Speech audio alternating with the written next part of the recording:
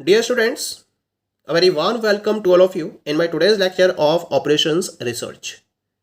In today's lecture, we will discuss upon the further numerical on finding initial solution to transportation problem.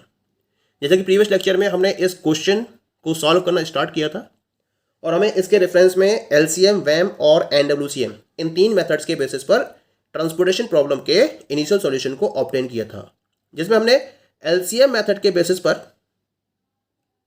इसके initial solution को obtain किया था। आज के lecture में मैं डिस्कस करूंगा कि किस तरीके से WAM यानी कि वोगल्स अप्रोक्सीमेशन मेथड एंड NWCM यानी कि नॉर्थ वेस्ट कॉर्नर मेथड का यूज करते हुए आप इसके इनिशियल सॉल्यूशन को ऑब्टेन कर सकते हैं। Now we will discuss the Vogel's approximation method to find the initial solution of this transportation problem. तो इसके लिए मुझे रो पेनल्टी और कॉलम पेनल्टी को कैलकुलेट करना होगा। रो पेनल्टी के लिए भाई smallest and next smallest item का डिफरेंस लेना है हर रो और हर कॉलम में। S1 में 3 smallest, next smallest is that is 15। Clear? Difference कितना हो गया? That is 12। तो ये S1 की पेनल्टी आ गई। ऐसे ही हम पेनल्टी कैलकुलेट कर लेते हैं S2 के रेफरेंस में 14 and then 17, difference is 3। S3 के रेफरेंस में 18 and next one is 27 minus 18 that is 9। अब D1 कॉलम की बात करते हैं 17 and then 21, difference is 4। D2 column में 16 and then 18, difference is 2। D3 column में 14 15, डिफरेंस इज 1। D4 कॉलम में 3 and 23, difference is 20। Highest penalty is 20। अब इस 20 के करस्पॉन्डिंग D4 कॉलम सेलेक्ट हो जाएगा आपका, और इस D4 में जो मिनिमम कॉस्ट है दैट इज 3। तो इस 3 के करस्पॉन्डिंग मुझे क्या करना है? एलोकेशन करना है। 11 सप्लाई है, 15 की डिमांड है, तो मिनिमम क्या है यहाँ पर? 11। तो यहाँ पर 11 का एलोकेशन हो जाएगा। ठीक है, यहाँ 11 minus 11 that is equal to 0। ठीक है, and 15 minus 11 that is equal to 4। क्योंकि S1 के करस्पॉन्डिंग 0 की सप्लाई, तो यहाँ से आपकी S1 रो एलिमिनेट हो जाएगी। Clear? Now calculate penalty again.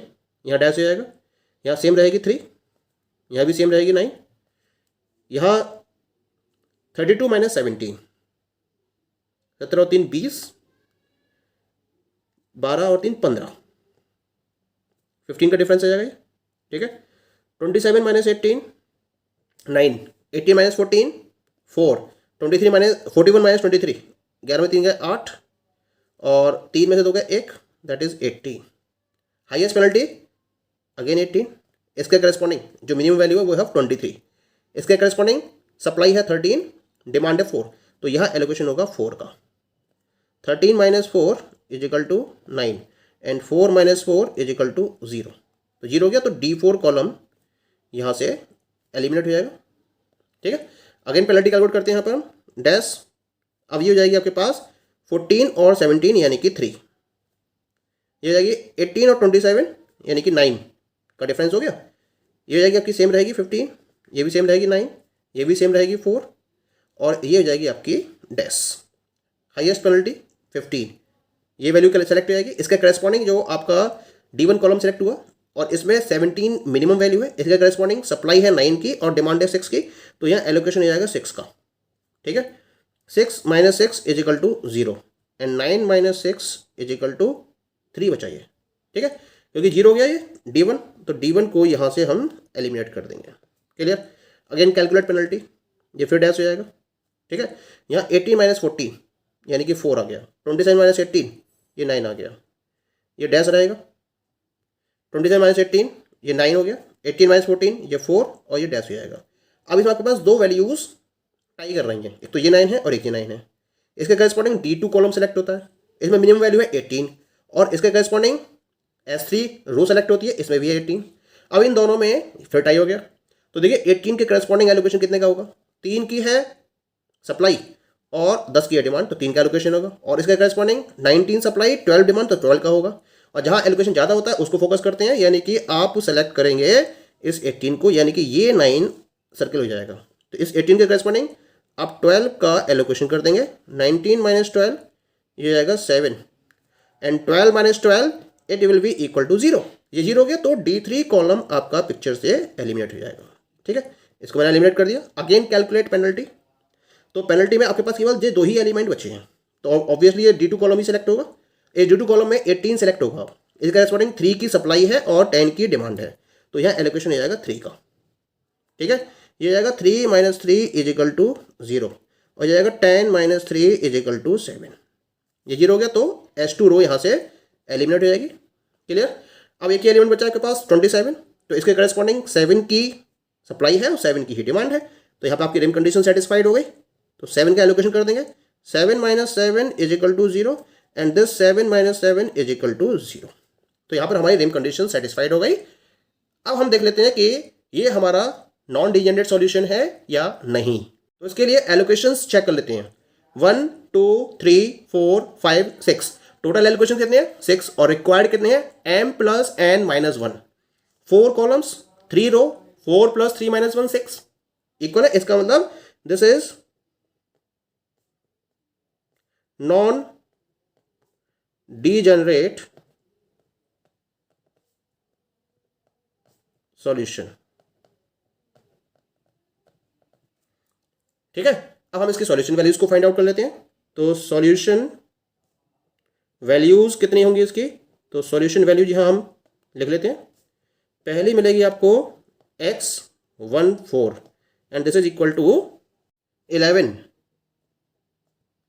Comma next x21 is equal to 6, x22 is equal to 3, comma x24 is equal to 4, x32 is equal to 7 और लास्ट आएगा के पास x33 and this is equal to 12।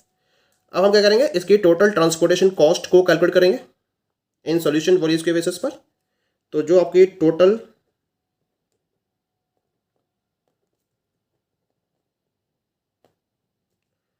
Transportation cost होगी वो की summation CIJ into XIJ। ये हमने formula पहले स्टडी कर रखा है, तो यहाँ पर हम मल्टीप्लाई कर देते हैं सीधे सीधे। तो ये आएगा 3 × 11 plus 17 × 6 plus 18 × 3 plus 23 × 4 plus 27 × 7 plus 18 × 12। इनको हम मल्टीप्लाई कर लेते हैं, वैल्यू को फाइंड आउट कर लेते हैं। 11 × 33 7 × 102 102 हो जाएगा। ये 8 × 54 4 × 12 23 × 92 7 × 7 49 का 9 4 14 × 4 18 27 × 189 हो जाएगा और 12 × 120 12 × 96 206 216 12 × 96 9 12 × 12 9 21 216 आ गया। इसको आप ऐड कर दीजिए। 3 और 2 5 और 4 9 और 2 11 और 9 20 और 6 26 का 6 2 और 1 3 और 8 11 और 9 20 और 5 25 और 3 28 8 2 और 2 4 और 1 5 और 1 6।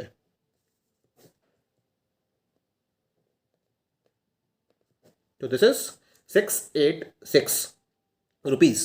ये इसकी ट्रांसपोर्टेशन कॉस्ट कैलकुलेट हो गई है। टोटल एक बार चेक कर लेते हैं फिर से। 6 और 9 15 और 2 17 और 4 21 और 2 23 और 3 26 का 6 2 और 1 3 और 8 11 और 9 20 और 5 25 और 3 28 का 8 2 और 2 4 और 1 5 और 1 6। That is correct. Okay, now we will use the NWCM method. तो इसमें हमें नॉर्थ वेस्ट एलिमेंट पर एलोकेशन करना होता है। तो इस ट्रांसपोर्टेशन टेबल में 21 is the north west element, इसका करेस्पॉन्डिंग सप्लाई 11, डिमांड इज 6, तो 6 का यहाँ एलोकेशन हो जाएगा 11 - 6 that is equal to 5 and 6 - 6 is equal to 0।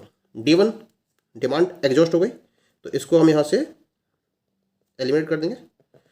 अब रेस्ट ऑफ द टेबल में 16 is the north west element, इसके करेस्पॉन्डिंग 5 की सप्लाई है, 10 की डिमांड है, तो 5 का एलोकेशन हो जाएगा। 5 का एलोकेशन होगा तो 5 - 5 इज इक्वल टू 0 हो जाएगा और यहाँ 10 - 5 इज इक्वल टू हो जाएगा 5, क्योंकि ये 0 हुई सप्लाई, तो इसका मतलब S1 रो यहाँ से हम एलिमिनेट कर देंगे। Now rest of the table में 18 is the north west element, इसके करस्पॉन्डिंग 13 सप्लाई है, 5 की डिमांड है, तो यहाँ पर हम 5 का एलोकेशन करेंगे। 13 माइनस 5 ये हो जाएगा equal to 8 and 5 minus 5 it will be equal to 0, क्योंकि D2 0 हो गया तो D2 कॉलम को यहाँ से हम एलिमिनेट कर देंगे। ठीक है, अब जो बाकी की टेबल है उसमें 14 नॉर्थ वेस्ट एलिमेंट बचेगा, इसके करस्पॉन्डिंग 8 सप्लाई 12 की डिमांड, तो यहाँ हम 8 का एलोकेशन करेंगे। 8 का एलोकेशन करेंगे तो 8 minus 8 is equal to 0 and 12 minus 8 is equal to 4। S2 0 हो गया तो यहाँ से हम S2 रो को एलिमिनेट कर देंगे। ठीक है, now come to the next. अब 18 आपका नॉर्थ वेस्ट एलिमेंट होगा, इसके करस्पॉन्डिंग 19 की सप्लाई है और 4 की डिमांड है, तो 4 का एलोकेशन होगा। 4 का एलोकेशन होगा तो 4 minus 4 is equal to 0 and 19 minus 4 is equal to that is 15। तो इसका मतलब आपका जो D3 कॉलम है वो 0 हो गया, तो इसको हम यहाँ से एलिमिनेट कर देंगे। नाउ कम टू द 41, ये लास्ट एलिमेंट है, 15 की ही सप्लाई है और 15 की डिमांड है, तो रिम कंडीशन वाइज सेटिस्फाइड हो गई। तो यहाँ पर हम 15 का एलोकेशन करेंगे और दोनों ही 0 हो जाएंगे, तो ये हमारे पास प्रॉपर एलोकेशंस कंप्लीट हो गए। अब यहाँ हम नंबर ऑफ एलोकेशंस चेक कर लेते हैं कितने हैं, 1 2 3 4 5 और 6, और हमें 6 ही चाहिए। इसका मतलब हो गया this is non degenerate basic feasible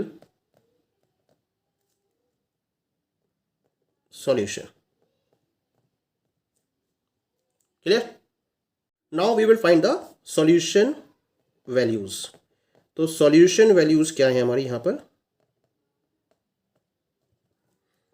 सबसे पहली है x11 that is equal to 6, next x12 is equal to 5, next x22 is equal to 5, next x23 is equal to 8, next x33 is equal to 4, and next x34 is equal to 15। तो इस तरह से आपके पास ये solution values obtain हो चुकी हैं। अब हमें निकालना है इसकी टोटल ट्रांसपोर्टेशन कॉस्ट। तो टोटल ट्रांसपोर्टेशन कॉस्ट फॉर्मूला भी लगेगा आपका समेशन CIJ इंटू XIJ। तो जो एलोकेटेड सेल्स हैं उनको हम कंसीडर करते हुए मल्टीप्लाई कर देते हैं फिर ऐड कर देते हैं।